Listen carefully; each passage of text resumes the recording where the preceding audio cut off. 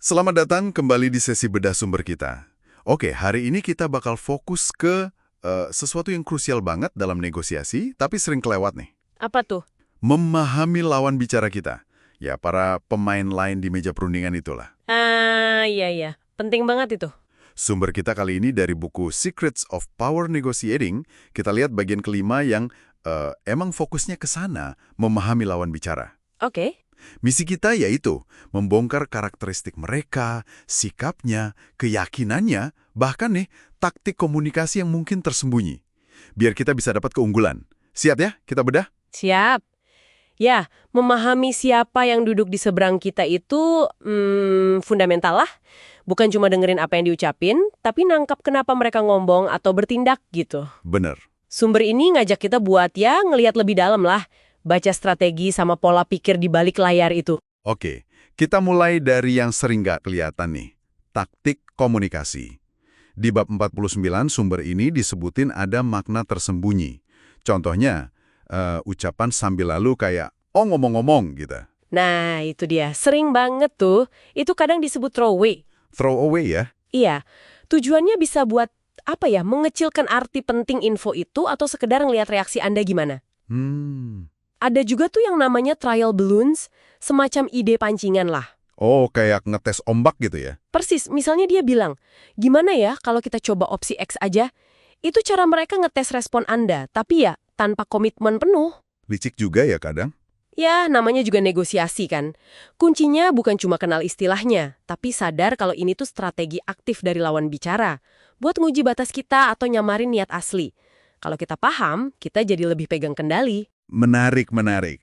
Terus ada lagi nih, ungkapan kayak legitimizers. Contohnya, saya nggak mau kedengaran nggak masuk akal ya, tapi... Nah, ini sering jadi tanda-tanda bakal ada permintaan sulit ya. Betul sekali, kayak ngasih pembenaran gitulah buat sesuatu yang mereka sendiri tahu mungkin agak berat buat Anda terima. Iya. Atau ada juga justifiers, kayak saya sih biasanya nggak gini ya, tapi khusus buat Anda deh.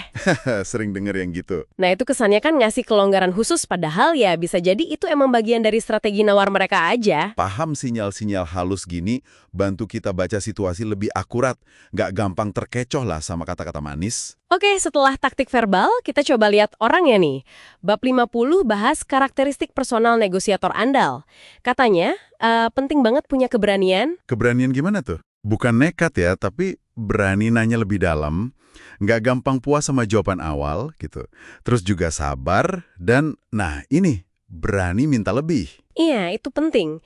Tapi yang perlu digarisbawahi juga nih, di samping sisi kompetitifnya, ditekankan juga soal integritas. Sama kemauan jadi pendengar yang baik. Oh, jadi nggak cuma soal ngalahin lawan ya? Enggak juga. Negosiator ulung tuh paham. Dengerin aktif itu bukan cuma diem, tapi benar-benar usaha memahami kebutuhan lawan bicara, kekhawatirannya apa, motivasinya apa. Justru dari situ sering muncul solusi kreatif, bahkan win-win solution. Masuk akal. Nah, karakteristik tadi kan biasanya didukung sama sikap mental tertentu ya. Ini dibahas di bab 51. Salah satunya, katanya kesediaan buat hidup dalam ambiguitas. Maksudnya gimana tuh? Iya, negosiasi kan seringkali di awal tuh banyak yang nggak jelas ya kan? Penuh ketidakpastian. Iya sih. Nah, kemampuan buat tetap tenang, fokus, pas info belum lengkap, atau situasi abu-abu, itu kekuatan besar. Ambiguitas itu ibaratnya medan bermain lah buat mereka. Oke. Sikap lain? Ditekankan juga soal ketangguhan, resilience, mampu bangkit kalau ditolak atau nemu jalan buntu. Sama semangat kompetitif tentunya. Dan satu lagi nih, yang agak unik. Mereka tidak menghindar dari konflik. Wah, ini gimana nih? Bukan berarti suka cari gara-gara kan? Bukan, sama sekali bukan gitu. Lebih ke arah nggak takut buat hadapin perbedaan pendapat atau posisi yang berseberangan. Oh. Tapi secara langsung dan konstruktif ya.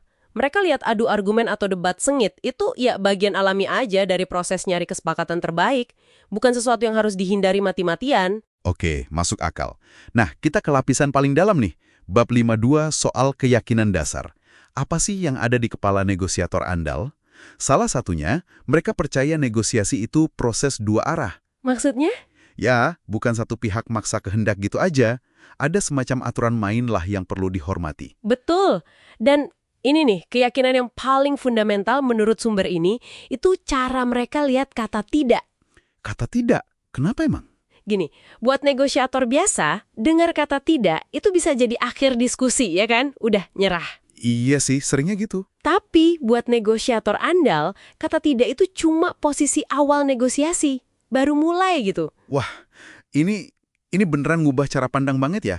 Jadi, tidak itu bukan stop, tapi malah jadi pemicu. Tepat. Memicu pertanyaan, lo kenapa enggak? Atau gimana caranya biar bisa jadi iya nih? Pandangan ini yang bikin mereka persisten, kreatif cari alternatif, mau gali lebih dalam alasan penolakannya. Ini mesin pendorong, bukan tembok. Oke, jadi kalau kita rangkum nih ya, memahami lawan bicara dalam negosiasi itu, wah kompleks banget ya. Jauh lebih dari sekedar nyatet maunya apa. Ya, ini soal ngenalin permainan kata mereka, baca karakter, sikap dibaliknya, sampai paham keyakinan inti yang gerakin mereka itu apa. Berarti, dengan mempertajam kemampuan observasi dan analisis kita ke pemain lain ini, kita nggak cuma bisa reaksi lebih pas, tapi bisa lebih proaktif ngarahin negosiasi. Bisa antisipasi langkah, komunikasi lebih kena, dan ujung-ujungnya ya buka peluang hasil yang lebih bagus lah. Sip. Nah, sebagai bahan renungan nih buat Anda yang dengerin. Coba deh, perhatiin interaksi penting Anda berikutnya. Entah itu negosiasi beneran atau sekedar obrolan penting lainnya. Bisa nggak Anda ngenalin satu aja taktik tersembunyi atau mungkin keyakinan dasar yang lawan bicara Anda tunjukin? Sesuatu yang mungkin sebelumnya nggak kepikiran sama Anda. Tantangan menarik tuh. Iya kan? Oke, sampai jumpa di pembahasan mendalam kita berikutnya.